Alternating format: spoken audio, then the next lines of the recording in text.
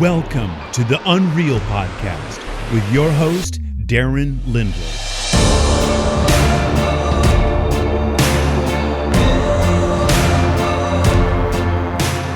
In the Unreal Podcast, we tell true and amazing stories that will change your life. Over the last 15 years, we've surveyed more than 100,000 people and written more than 240 books filled with remarkable, hope-inspiring stories. Listen each week as we bring you another incredible story. The Unreal Podcast is brought to you by booksbehindbars.net, a ministry dedicated to bringing the gospel to prisoners across America. It's hard to believe that today we're launching our 10th episode.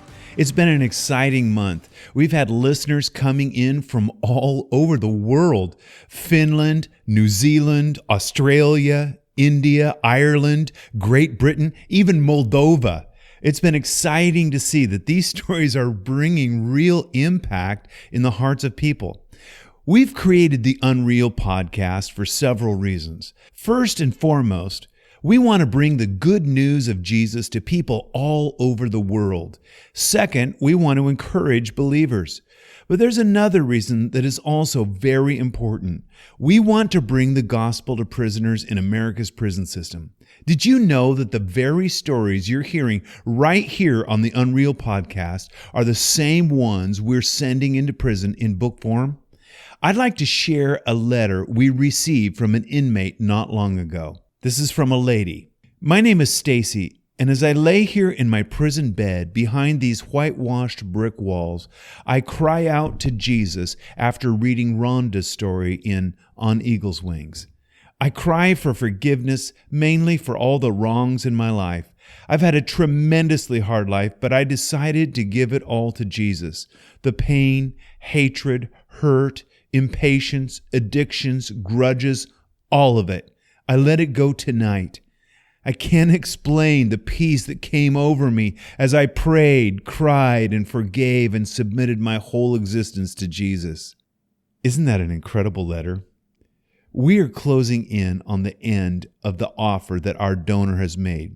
He wants to see this podcast get off to a strong start, and he believes in the mission of Books Behind Bars. So he's offered to double the sponsorship of every gift of 5 books per month or more. This offer ends in just 3 weeks on December 31st, 2019. Please, would you help us? We really need some people to step up and join with us in this fantastic ministry. Please go to booksbehindbars.net and click the donate button. Thanks so much. And now, let's get into our story.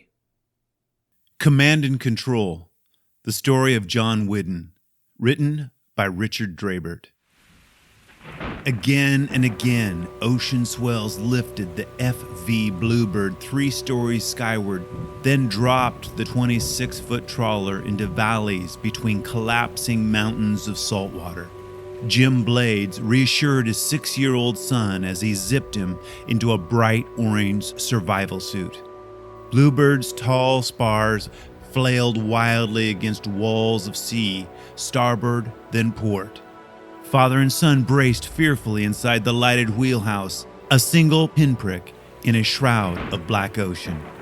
Ocean fists pounded the cabin windows, and Jim hollered at his radio over the din, "Mayday! Mayday! Mayday!" He wished they were home.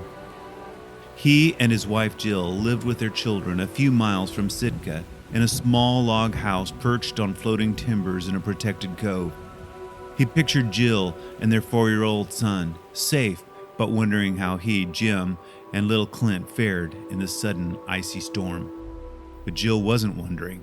In their 2-room cabin, a crackling VHF radio spat Jim's pleading voice to the Coast Guard air station at Sitka.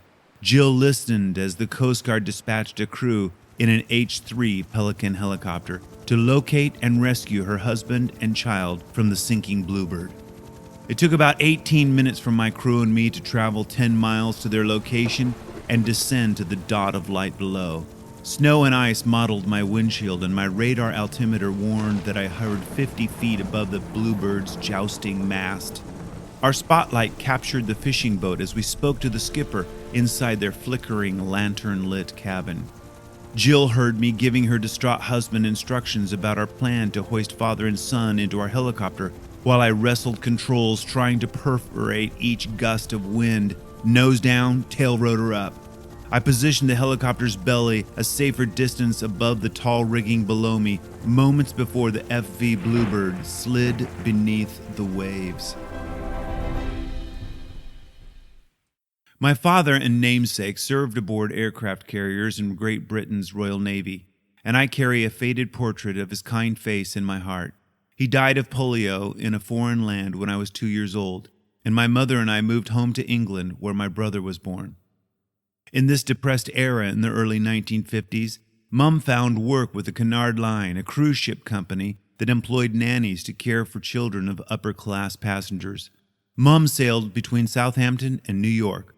Winston Churchill said that the Queens had shortened World War II by a full year by efficiently transporting Allied troops, but I didn't care a whit about Churchill's musings. My war was with feeling abandoned. Mum had left my brother and me with my Uncle Reg and Aunt Maud while she sailed between 2 continents.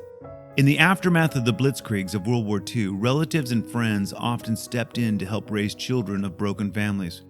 For a woman with no husband or support, times were especially hard, even decades later. I felt like 1,000,000 miles separated Mum and me. In my 5-year-old mind, I prayed to my Father in heaven, who wore my Navy dad's smile. Walking home from primary school, I begged Dad to bring my Mum home to me, and I projected Mother's lovely image at the door with open arms. During the times that Mum did visit my brother and me, she lovingly but forcefully counseled that I should never expect life to be easy. "John, you must always persevere. Be strong. I'm doing what's best for us."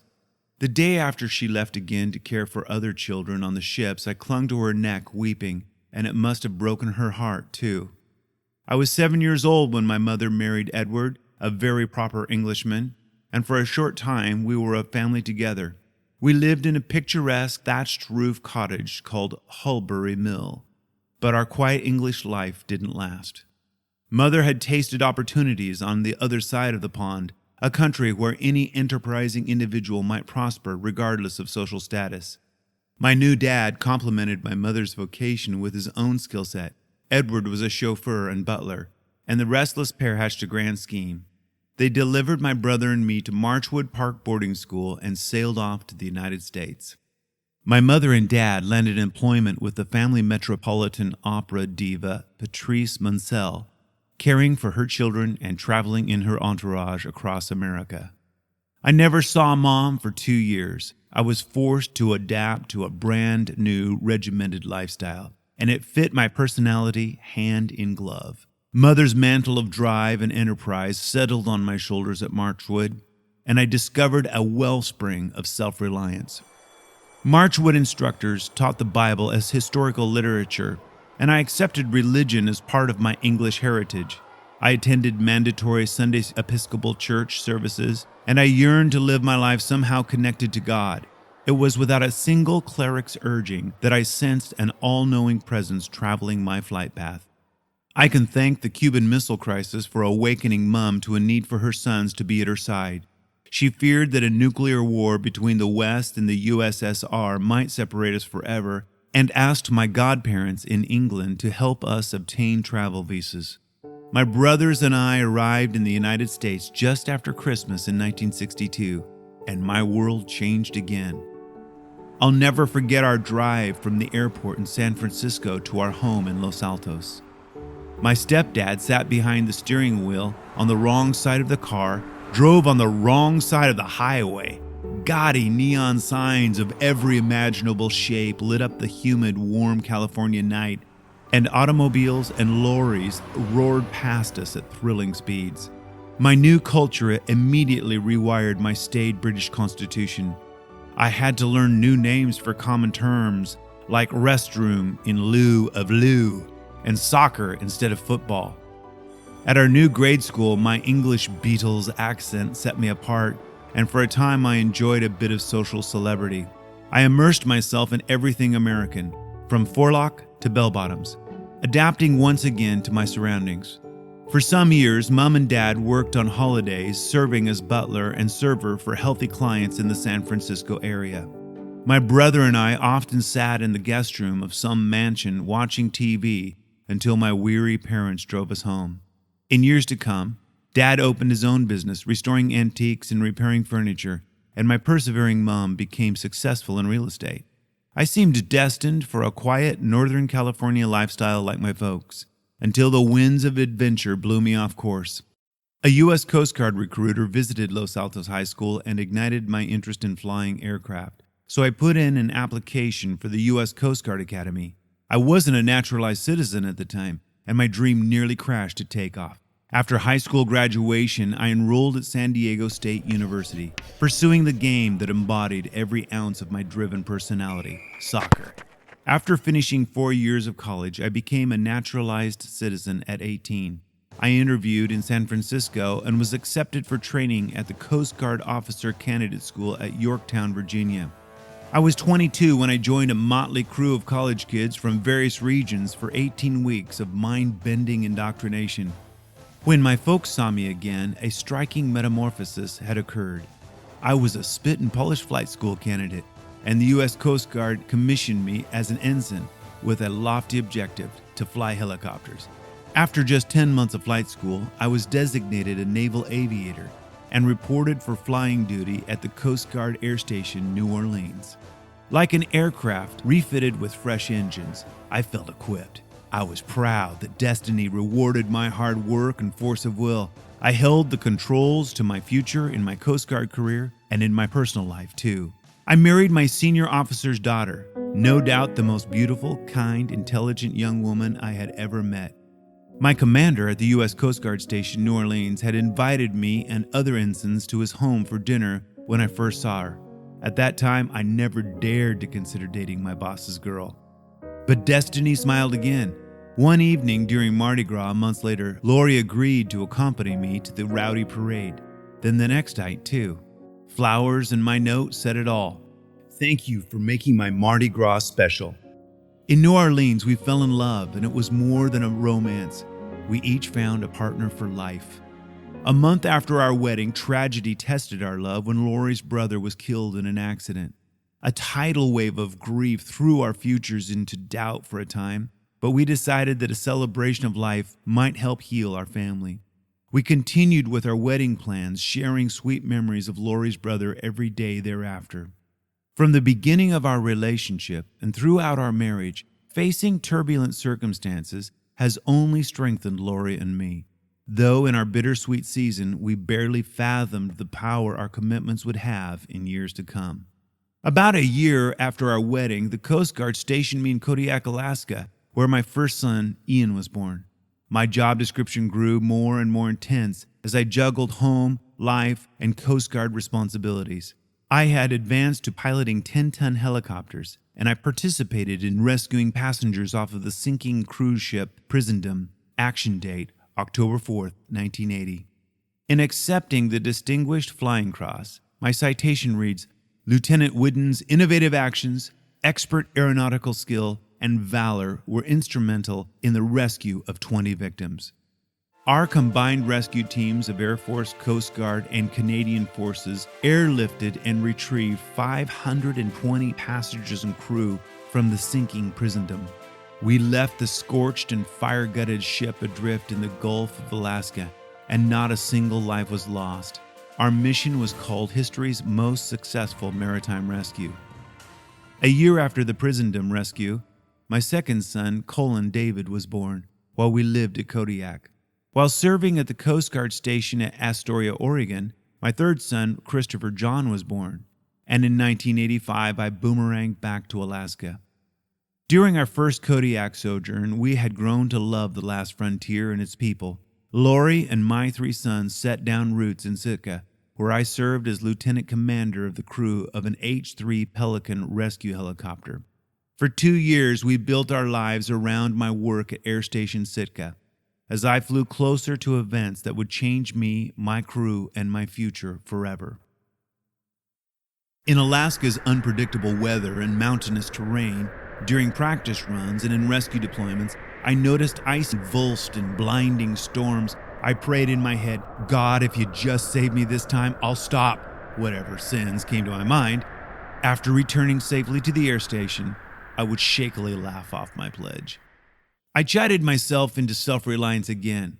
What's wrong with you, Whiddon? Get a grip. But I knew that the presence I felt as a boy had never abandoned me, and I recognized him whenever I flew in deep trouble. Semper Paratus, always ready. The U.S. Coast Guard motto is plastered on manuals and plaques at every air station across the country, but I never felt ready when people could die if I failed.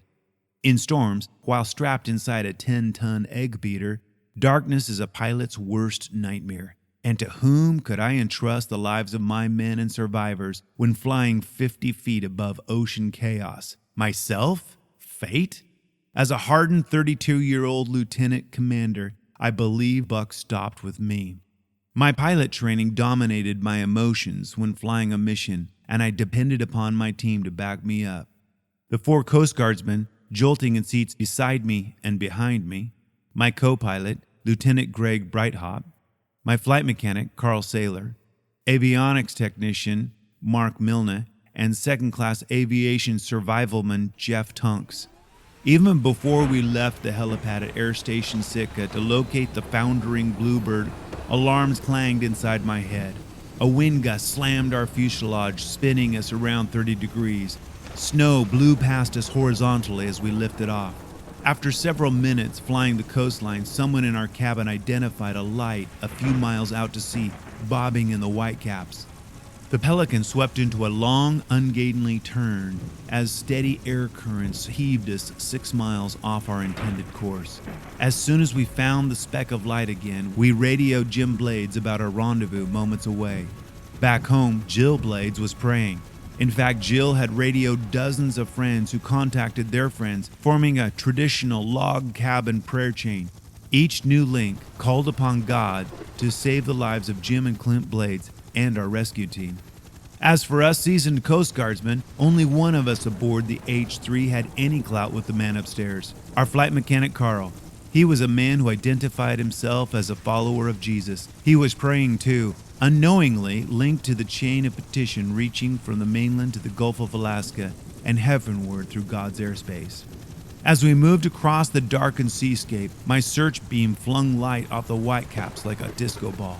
To say I was multitasking is a far cry from reality as I tried to position our bird above the swamped trawler. Up, up, up! Carl stared down at the lance dipping and rising within 4 feet of our aluminum gas tank. The Bluebird's mast rose and fell on the swells, and sometimes the waves reached far above the rigging. My visual points of reference lurched in all directions through a windshield streaked and blotched by snow and ice. I wrestled 2 levers controlling altitude and 2 foot pedals, rudders for turning, trying to hold the Pelican level. My radar altimeter performed insecurely, often acting as disoriented as I was. The world below us was liquid, changeable, and random.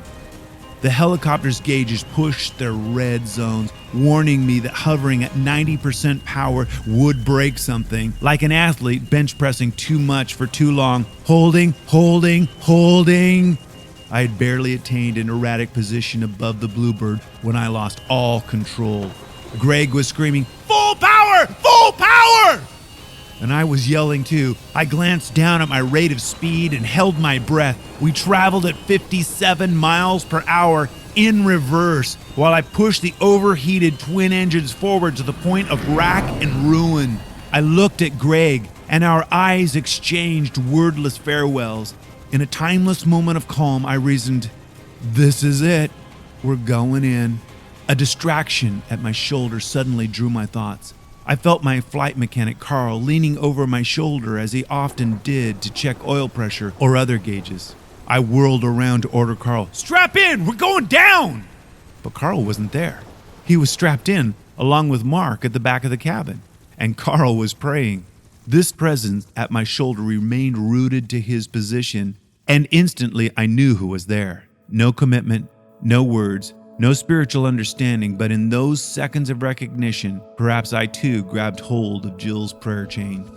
The Pelican stopped its angled descent dead, engines still screaming in protest, our tail rotor only an arm's length away from boiling waves. We hovered for a few seconds and my altimeter read 15 feet.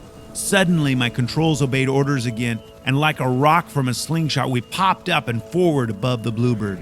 No sooner had we repositioned our craft, hoping to let down the rescue basket, than a gust forced us back again, like before, twin engines howling. Straight from the bowels of Mount Edgecombe, 3 hellish blasts thrust our helicopter backward. Each time, we lost reverse momentum just before crashing into waves, as if a giant hand gently scooped us up. I took the bird higher and contacted Jim Blades. It was impossible to set the rescue basket on the heaving deck of the 26-foot Bluebird or maintain a position above it safely. The boy and his father would have to abandon the sinking trawler immediately. Entrusting their lives to us, Jim strapped his 6-year-old son to a suit and stepped off the Bluebird's swamped stern. Sadly, the moment he submerged, Jim's suit leaked frigid seawater, and hypothermia stole away his reason. He needed to swim clear of the boat so we could swing the basket to him, but all he could do was float like a waterlogged life preserver. His child on his chest, he had minutes to live. Should we throw them a life raft? It wasn't an option now. Only one feasible rescue alternative remained. Jim was too weak to even grasp the basket and roll in. "Jeff, if we're gonna get these guys out, I think we'll have to put you in the water. Are you willing to do it?" Not 2 seconds passed before Jeff hollered over the engine, "Yes, sir, let's do it!" I had no time to reconsider as Carl lowered Jeff into the blackness below. I tried to hold the bird steady. I watched the wooden trawler's lantern-lit cabin slip into the jagged ripples as it went black. 2 forlorn figures bobbed where the boat had been. Greg and I trained our spotlight where Jeff was ready to detach from the line. But suddenly a gust swept the helo up and sideways, slinging the survivalman tunks nearly a football field away from the blades. Jeff detached from the sling, and our beam followed him as he tried to swim in a direction he guessed he should go. Once again, I credit this merciful, logical person on scene who helped us decide the next course of action. Instead of training our light upon disoriented tunks, we lit up Jim and Clint floating in our fluorescent taped survival suits. Jeff followed the light. We had never discussed such an outlandish scenario, but Jeff just knew what I was thinking and swam to the bright crystal beam. Rescue swimmer tunks mounted 40-foot swells and slid down their black slopes over and over, then suddenly popped up in the light, surprising the weak but conscious father and son. "Do you think you can get us out?" Jim asked. "We do this stuff all the time," Jeff hollered. Then he told Clint, "We gotta get you out of here." He didn't even bother to mention that this was his first ocean rescue ever. At the time, Jeff still wore his mask and snorkel. He had slavishly stroked a 100-yard obstacle course of waves, and his own body felt the strain. 10 minutes can seem like hours when adrenaline finally begins to wane. Our 4 attempts to drop the basket close to Jeff failed, but on the 5th erratic swing, he latched into the carrier, while I jammed every ounce of pilot's finesse into holding the Pelican steady. Seconds ticked by, and Jeff rolled Dad and boy into the basket. Thumbs up, and the wind caught the helo again, slinging the blades up and in broad circles as we rose high into the black sky. I traveled a bit as Carl sucked in the line and the blades entered our cabin. Tunks waved. He was ready for his own rescue now. Carl lowered the basket, and several times Jeff almost had it. When he did grab it, he rolled into the ride of his life. Jeff Tunks dangled at the end of his tether, flung up, then forward at speeds reaching 50 miles per hour. Our helicopter slowed suddenly, and Jeff kept going. 3 massive walls of water exploded as he hit each one. Carl, at the open side door, was beside himself. "We've killed him! We've killed him! Oh, God!" I jerked the bird upward as soon as I regained control, and Jeff swung back, wildly within a few feet of the Pelican's belly. Carl and Mark expertly retrieved the line little by little and finally yanked Jeff inside the cabin, minus snorkel and mask. Puking never sounded so wonderful. I glanced once behind me to see Tunks flash his soon-to-be legendary smile and thumbs up. Our battered bird flew straight back to Sitka, Alaska. We'll never know how many of Jill's prayer links fastened to the throne of heaven secured our deliverance. But as commander of our life-saving mission in media interviews, I told reporters straight away that I had no doubt God was in the rescue. In this military season of my life, the personal God of the Bible was a mystery to me. I had no idea that my humble words echoed far into the future, pointing to another miraculous rescue in my civilian life. It should have been tea and biscuits for a retired commander with my background. When I left the Coast Guard in 1994, I had 20 years under my belt, a seasoned officer with experience leading men and women to battle the elements on land and sea. I had 2 master's degrees, one in business administration, plus the perseverance and drive to fly straight through any career storm in my path. Lori and I were like pilot and co-pilot, 2 peas in a pod, secure in our exciting plans to raise our 3 sons in Kodiak, a stable environment, after decades of touch-and-go landings. But as in Coast Guard rescue simulations in life, nothing prepares a person for unanticipated events. A single wind gust can easily tear your carefully choreographed mission to shreds. The same year I retired, I grew restless on the ground and immediately lifted off to take on the treacherous world of retail business. Long since the Bluebird rescue, an afterglow of sensing God's presence warmed my heart, though my language never lost its saltiness, and the commander in me still demanded perfection from everyone around me. Still no commitments, just acknowledgement that God was on site. I researched what businesses might fly in an island environment, and I discovered a niche that seemed to be underdeveloped: shipping. I never thought about opening a flight plan with the all-knowing God. I contacted mailboxes, etc., and purchased a franchise, investing almost every penny Lori and I had saved over the years to open a store in Kodiak.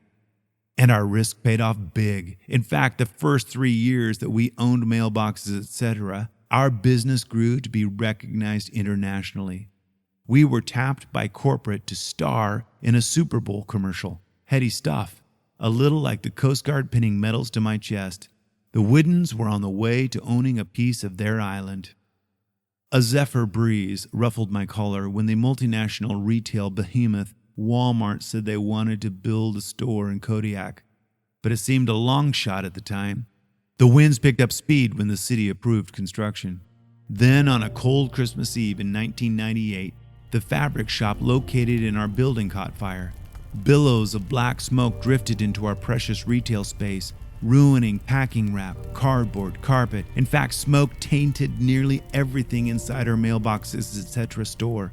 It might have been a blessing to have the whole store burned to the foundation, because the insurance covered very little of the expense to repair the smoke damage and replace inventory. Lori and I just stared at each other in disbelief. How could our whole future be almost wiped out in a puff of smoke? But then we were used to challenges, and with elbow grease and perseverance, we scrubbed and borrowed money to reinvest. In 3 months, we reopened, which is when the temperature dropped and wind gusts suddenly turned to a blizzard. Walmart opened its doors 2 weeks after our mailbox, etc. reopening. Grand, blue, and beautiful, our clients followed the smiley-faced Pied Piper out of Kodiak's thriving business district, and our customer traffic dropped by 70% almost overnight. I suddenly understood how Jeff Tunks felt blindly swimming over those 40-foot swells. How could anyone possibly forecast this scenario? But a good commander always finds a way to save the day by multitasking and utilizing his man or woman power to the max. Lori worked to save our mailbox, etc. franchise, while I found another niche on the island that seemed attractive. With help from financiers, I bought a seafood processing business, and we expanded to open a 10,000 square foot oceanfront seafood retail shop catering to local residents. But in 2 years, my financiers grew restless.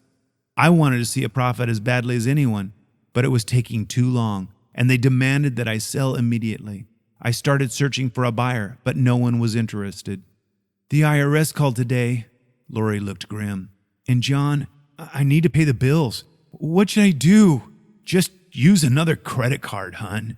I was working as a gas meter reader in the hours I had free. And between this and my Coast Guard retirement, we were able to eke by on household bills. But unrelenting pressure was taking its toll on both Lori and me. For me, these years of stress seemed every bit as intense as trying to keep that pelican level above the bluebird so many years before. But this time, I knew that I could not save us. I was failing, and there was no one to rescue me. I had all the tools, the self-confidence, the moxie, but it wasn't enough. My mind was simply over-torqued, and I couldn't last much longer, and my family would go down with me. Our shipping business model was a bust. Our fish processing business needed more cash to survive, and I was out of ideas. Bankruptcy loomed, and sometimes I even prayed words that amounted to help. My life was out of control. We have a special speaker tonight at church. Why don't you come hear him? The invitation appeared like a single beam of sunlight through a black horizon. Distant, unexpected, and somehow a little heartening. It took a little discussion before I relented. We found a seat at the church, and for the next 4 evenings, I could not get enough of the teaching and preaching from the evangelist. The Bible suddenly began to make sense on a level that fed my soul, not just my head. Jeff Tunks was the right man for the job in helping rescue Jim and little Clint Blades. Bobby Connor was the right man to guide Lori and me to the Savior Jesus Christ on the second night. When the man stood up on the podium, he was huge. He was billed as the gentle giant, anointed with razor-sharp prophetic accuracy and documented around the world. His story included his rescue from drug dealing and suicide, and suddenly I was hooked. If God was in the rescuing business, I was the perfect candidate. As for miracle working, I wasn't anyone's fool. God himself would have to show up, or I would shut down my engines and walk. I studied each person Bobby Connor spoke to, figuring him the charlatan one moment, then hopeful, wondering if God really speaks through men prophetically the next. After Connor's sermon on the second evening, I sat stiffly while he lumbered to our row, addressing folks, their hearts open to hear from God. But my heart was closed. Nothing leaked out to give Connie any encouragement or a scintilla of information about me. Connor asked me what kind of work I did, a friendly question, and I said, I was in fish stuff. Rude. I was downright obnoxious. I glanced at Lori. What was she thinking about all this?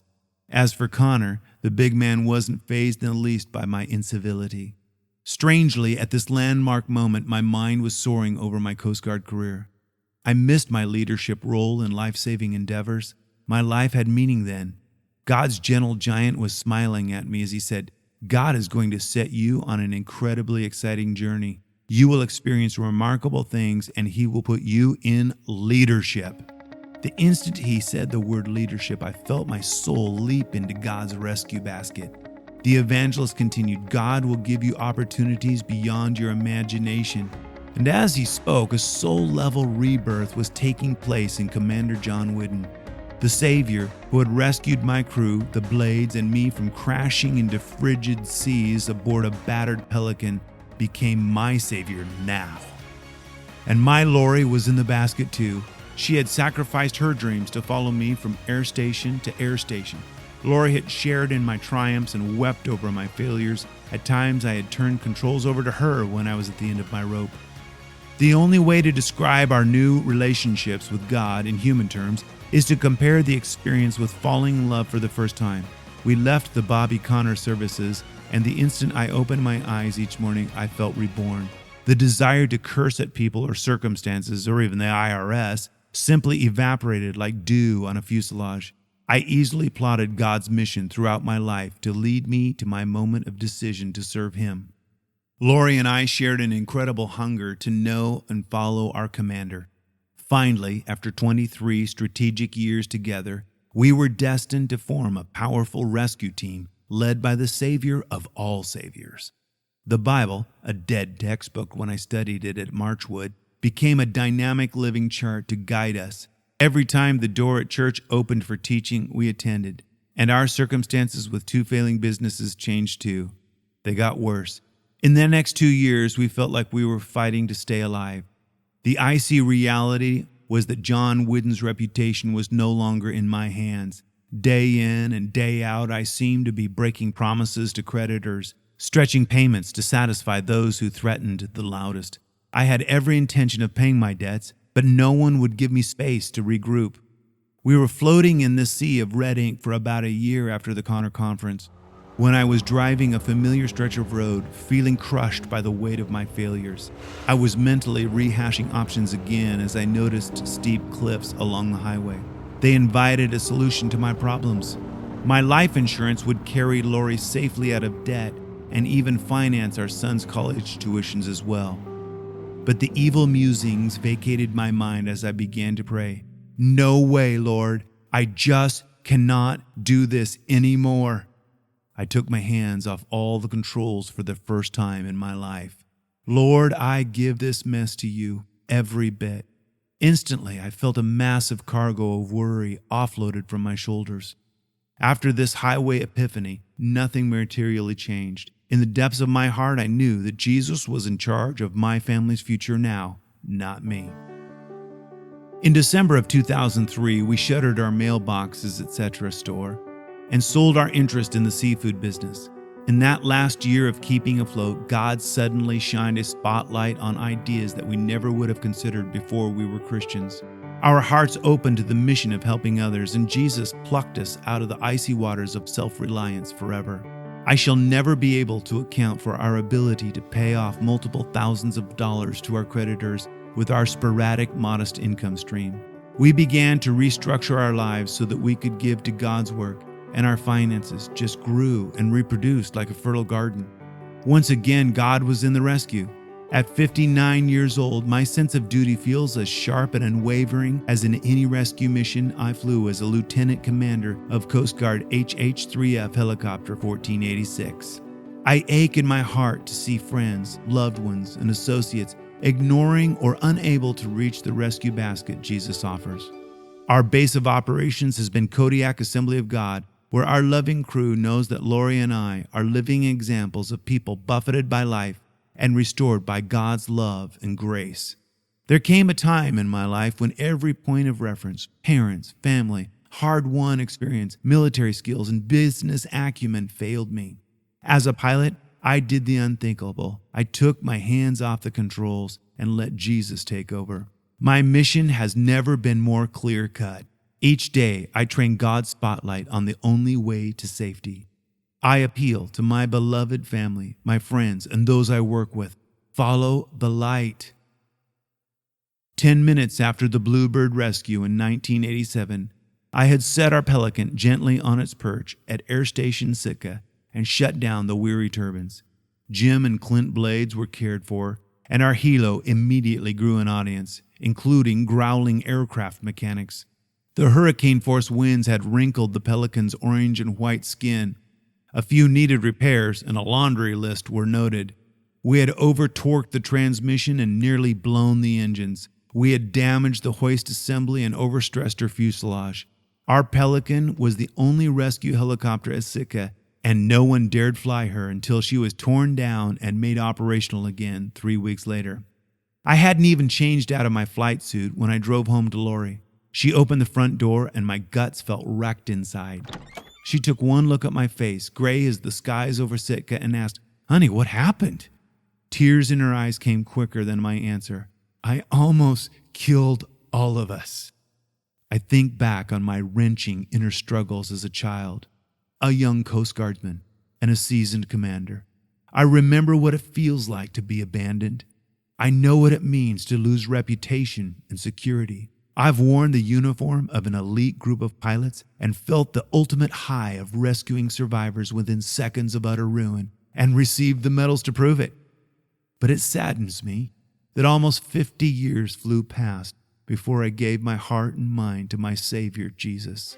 Yet I'm thrilled that one rescue during my military career continues to churn up spiritual waves to this day in my family and across the nation. Senior Chief Jeff Tunks retired as the most decorated rescue swimmer in Coast Guard history and is now a gung-ho follower of Jesus Christ. My able co-pilot and friend, Greg Breithopt, who now flies passenger jets, often recounts the life-changing seconds when both of us knew God was present in our cockpit. At least 4 times, our out-of-control bird hovered a few feet off the roiling surface of the ocean in the palm of God's hand. Greg names Jesus as his Lord too. Carl Saylor, our flight mechanic, assisted by avionics technician Mark Milne, hoisted father, son, and rescue swimmer through the erratic Pelican's side door. Carl openly attests to God's mercy too. He unknowingly linked to Jill Blade's powerful chain of prayer that night. We rescued the Blades, and Jesus is present to answer the Mayday in souls wherever our story is told. Thanks so much for joining us today. I pray that you're encouraged by this story, that Jesus is ready to save again and again and again. Remember, his name means Savior. He loves to save. If you're enjoying this podcast, would you please let us know? We'd love to hear from you. Send an email to unrealpodcast@gmail.com. I'd love to hear what you're thinking. Also, please share this podcast on Facebook, Instagram, and all the other places you do social media. Hey, we'll see you next week.